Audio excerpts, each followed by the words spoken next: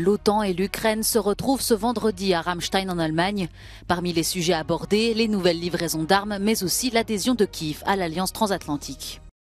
Un bombardier russe a perdu l'une de ses munitions alors qu'il survolait Belgorod, une ville russe non loin de la frontière ukrainienne, provoquant un important cratère au sol et blessant au moins 2 personnes. La justice européenne réduit de moitié l'amende journalière à l'encontre de la Pologne dans le cadre de sa réforme judiciaire. Au Kosovo, le principal parti des Serbes a annoncé le boycott des élections locales qui doivent se tenir dimanche dans le nord du pays.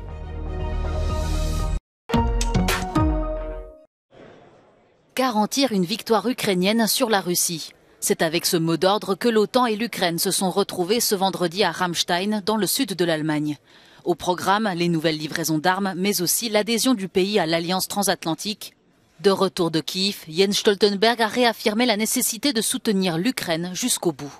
I said in Kiev yesterday that Ukraine's future is in the Euro-Atlantic family, and all NATO allies have agreed that Ukraine will become a NATO member.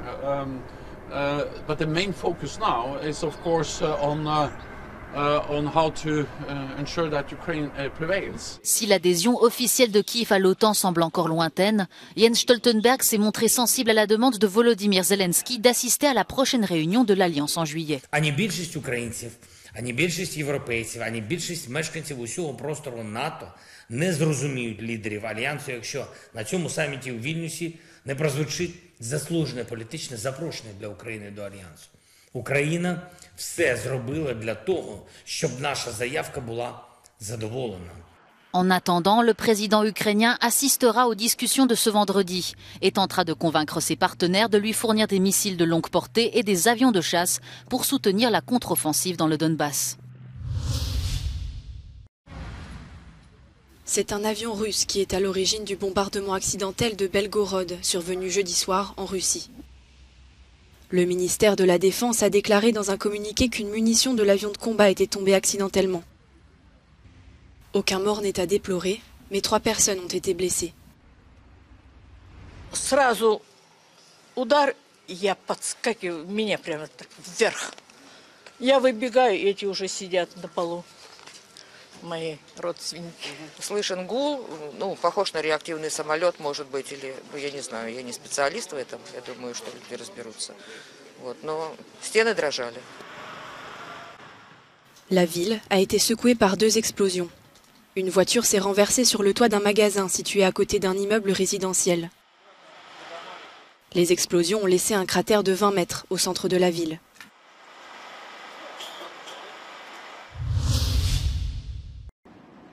La justice européenne réduit de moitié l'astreinte journalière imposée à la Pologne dans le cadre de sa réforme controversée de la justice. Le vice-président de la Cour estime que Varsovie a mis en œuvre une partie des mesures requises. Jusqu'à maintenant, les autorités polonaises ont perdu plus d'1 demi-milliard d'euros dans sa bataille avec la Commission européenne.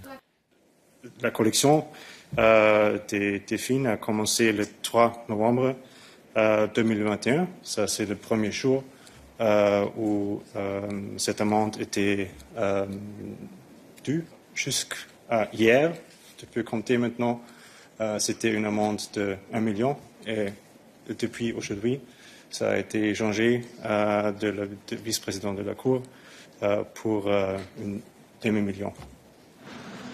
Les institutions de l'Union s'opposent au gouvernement ultra-conservateur polonais sur cette réforme judiciaire. Pour la Commission, ce projet menace l'indépendance de la justice. Le rôle de la Chambre de discipline est au centre des difficultés. Cet organe a le pouvoir de sanctionner les juges. Selon la Cour européenne, cette disposition est illégale et Varsovie doit la démanteler. Cette amende journalière a été motivée par le refus de la Pologne de suivre l'ordonnance de la justice européenne.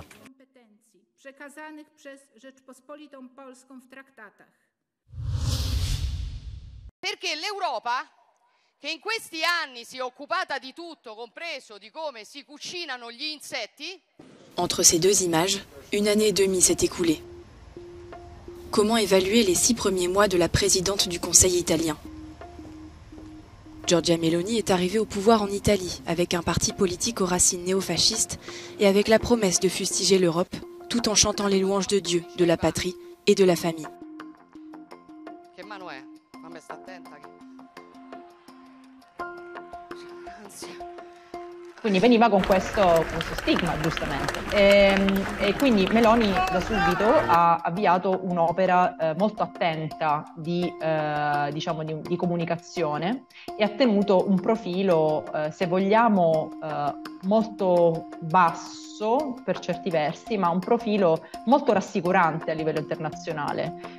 Quindi subito si è, come gli osservatori internazionali avranno insomma, notato, insomma, subito si è premurata di rassicurare gli alleati, quindi in primis gli Stati Uniti, la NATO, subito ha riaffermato l'impegno italiano nei confronti dell'Unione Europea e quindi si è posta, dal punto di vista della politica internazionale, si è posta molto in continuità con Draghi.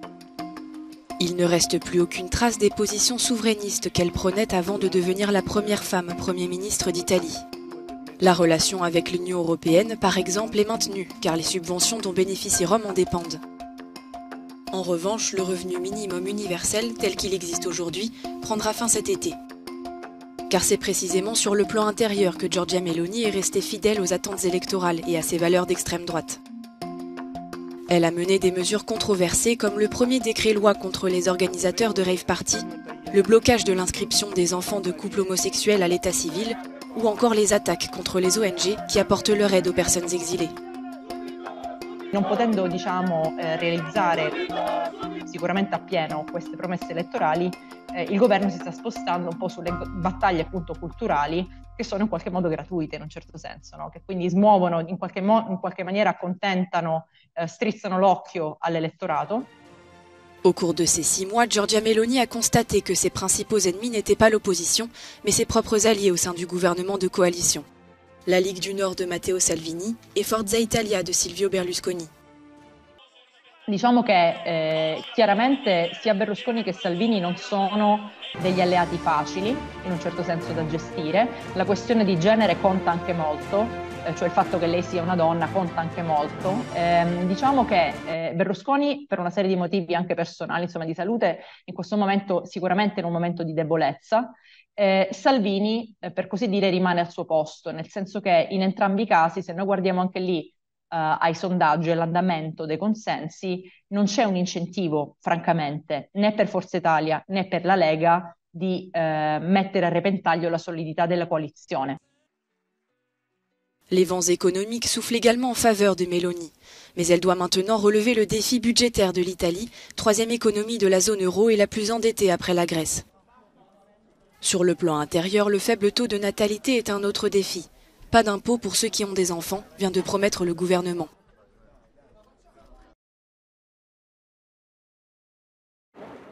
Retour à la normale en Allemagne après une nouvelle grève dans le secteur ferroviaire. Les salariés étaient appelés à cesser le travail jusqu'à 11 h ce vendredi matin. Les quais étaient vides dans de nombreuses gares, comme dans celle de la capitale. Les grévistes étaient plus de 25 000 sur 1800 sites, selon les syndicats. Die Verantwortung dafür trägt die EVG. Dieser Streik ist unnütz und unnötig, denn zum einen haben wir ja bereits einen Verhandlungstermin terminiert, nämlich am kommenden Dienstag. Und zum anderen haben wir uns bereit erklärt, ein Angebot zu vereinbaren. Les syndicats et salariés réclament une augmentation de 12% des salaires, soit 650 € pendant 12 mois, pour pallier les effets de l'inflation. Die Frage ist halt im Endeffekt, was dabei bewirkt wird. Und ich finde es halt ein bisschen unfair gegenüber den Reisenden. Man sollte sich mehr oder weniger einigen. Il y a un mois, une grève similaire avait paralysé le secteur des transports. Les négociations reprendront mardi pour tenter d'aboutir à un accord salarial. Au Kosovo, les élections locales prévues dimanche dans le nord du pays devraient connaître un taux de participation extrêmement bas. Le principal parti des Serbes, majoritaire dans cette zone du Kosovo, a en effet annoncé le boycott du scrutin après plusieurs mois de tension. Une décision soutenue par Belgrade qui ne reconnaît pas l'indépendance du Kosovo.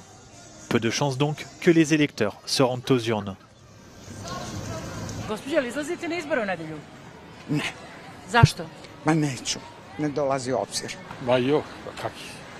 Zašto? Pa ne znam. Kako izvini? Pa, ne izlazi niko što bi ja izašla. Eto. Da li mislite da će Srbi da izađu na njih? Neće sigurno. Ali možda i neće biti izbora na kraju. Zbog regularnosti, legitimnosti. Mislim, možda će se sačekati bolje vremena. Sigurnije. Après des tensions provoquées par la décision de Pristina de bannir les plaques d'immatriculation serbes et la démission de plusieurs maires, ces élections avaient été reportées au mois de décembre. Mirë po nuk mund të tolerojmë që edhe më tej të shtyhen zgjedhjet, sepse kjo u bë me 10 dhjetor të vitit kaluar dhe nuk mund të tolerojmë që të ketë edhe vakum institucional. Les Serbes ont d'ores et déjà prévenu qu'ils ne reconnaîtront pas le résultat de ces élections pour lesquelles un taux de participation minimal n'est pas requis. Le gouvernement kosovar a pourtant bien l'intention de maintenir le scrutin cette fois-ci.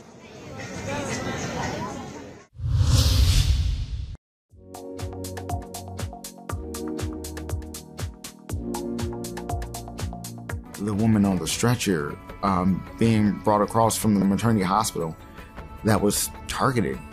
And just the ideal of her and her unborn child and the men trying to get her out, that image is that emotional draw that gets you to understand, that gets you to see what someone else is going through.